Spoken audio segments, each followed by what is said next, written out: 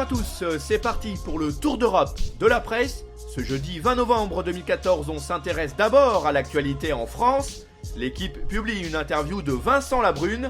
Le président de l'OM a parlé du monde des agents de footballeurs qui est pour lui vraiment trouble. Au menu également, le dilemme pour le transfert de Mathieu Valbuena au Dynamo Moscou ou encore l'entourage de Michy Batshuayi qui aurait pu faire capoter son transfert. Pour sa part, le Parisien révèle que l'actionnaire principal de Nîmes, Serge Kasparian, aurait reconnu les faits. Autrement dit, au moins 3 rencontres de Ligue 2 auraient été truquées la saison passée. On passe la seconde avec un détour en Italie. La Gazzetta dello Sport publie une longue interview de Massimiliano Allegri. Le coach de la Juventus a indiqué que lui et ses joueurs ont bon espoir de remporter le Scudetto.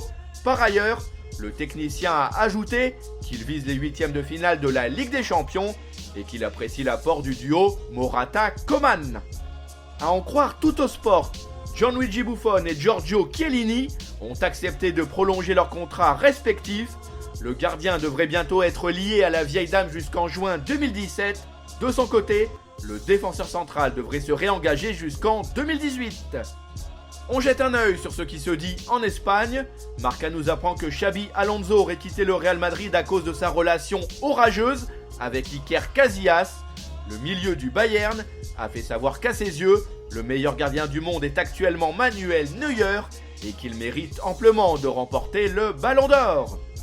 Selon le quotidien Sport, Josep Maria Bartomeu est intervenu pour calmer le jeu au sujet du futur de Lionel Messi. Le président du Barça a eu une discussion avec le père de La Pulga. Objectif, le convaincre d'inciter son fils à rester au Camp Nou l'année prochaine. On prend notre envol et on se dirige vers l'Angleterre.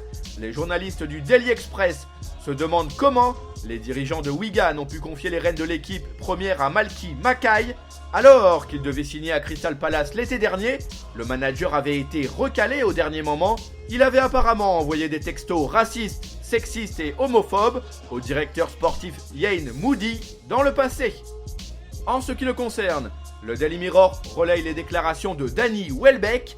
L'attaquant d'Arsenal a révélé la raison pour laquelle il avait quitté Manchester United l'été dernier. En fait, l'Anglais voulait absolument jouer dans l'axe en tant que vrai numéro 9. Voilà, ce tour d'Europe de la presse s'achève. On se retrouve très vite pour une nouvelle édition. En attendant, vous pouvez consulter en temps réel l'actualité sur le site de Top Mercato, nos applications pour mobile et tablette, de même que nos pages Facebook et Twitter sont aussi à votre service. Ciao!